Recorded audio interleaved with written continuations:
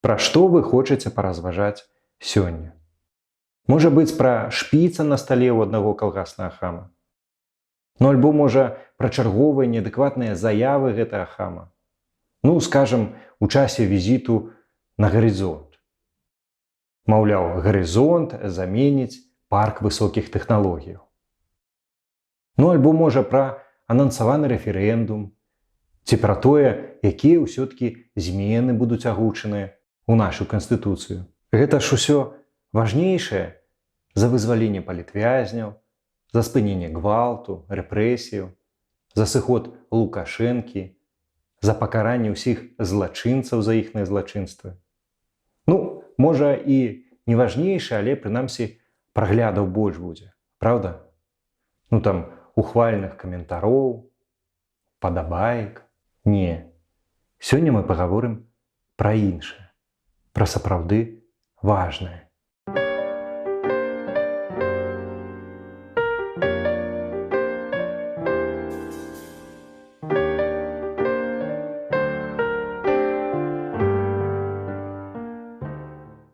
А ніводзін з выпускаў ЧБ не абыходзіцца без абразаў, папрокаў і прэтэнзіяў у мой бок. А таксама без самых розных павучанняў, як і што мне рабіць. І па-расейску трэба размаўляць, каб аўдыторыя была большая. І каб расейцы разумелі, пра што тут нагул. І ў Максіма Каца трэба павучыцца, як мне гаварыць, як перад камерай сядзець. Ну і таксама, канешне ж, харызмы пабольш. Вось толькі не ўдакладняецца, гэта мне патанчыць перад вамі, пакрычаць, ці дастаткова папросту рукамі памахаць. Ну і гэтак далей. Канешне ж, калі б я ставіў сабе за мэту павелічэнне аўдыторыі, то, можа бы, і станчыў перад аўдыторыяй. Аднак не. Кожны выпуск ЧБ я падпісваю аднолькава. Давайце разам разважаць. І давайце разам ствараць крытычную масу адэкватных беларусаў. Гэта і ёсць галоўная мэта таго, што я наогул займаюся гэтым каналам. І менавіта таму я раблю тое, што раблю. І менавіта гэтак, як раблю.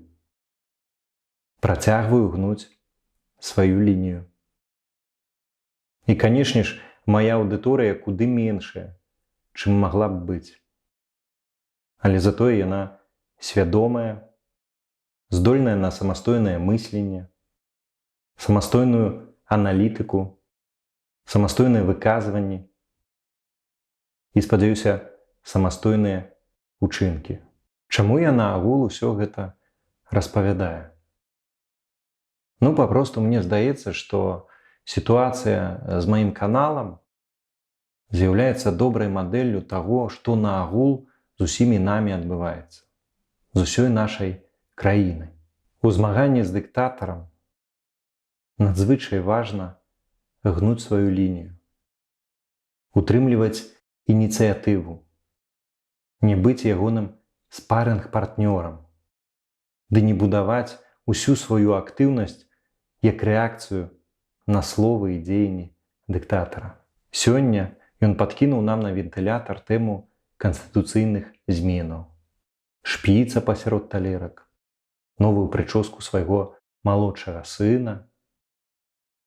І вось ужо мы ўсе сядзім пад тым вентылятарам і абмяркоўваем накіданае на яго.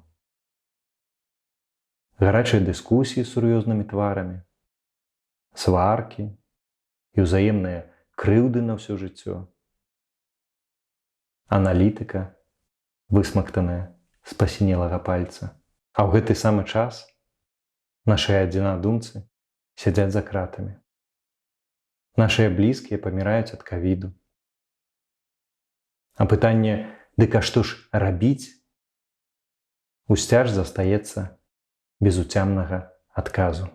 Вы памятаеце, як працаўнікі Менскага заводу колавых цягачоў пасылалі дыктатара?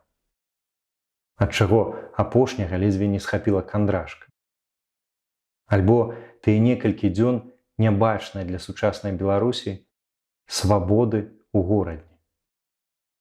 Калі ўсіх затрыманых вызвалілі і нават выбачыліся перад імі. У цэнтры дазволілі мітынгі, а дзяржаўная тэлевізія ўрэшце занялася журналістыкай.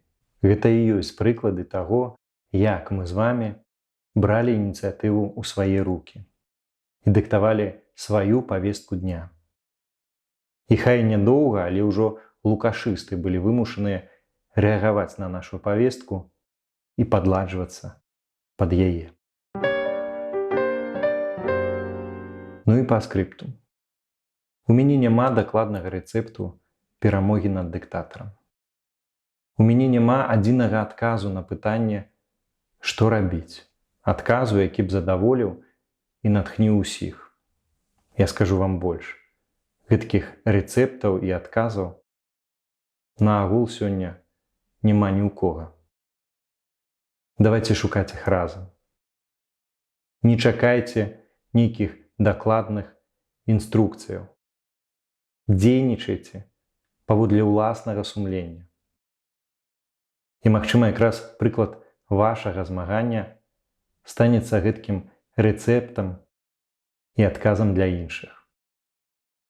Бярыце ініцыятыву ў свае рукі, бо ў змаганні народа і дыктатара ўсё проста. У каго ініцыятыва, той і пераможца.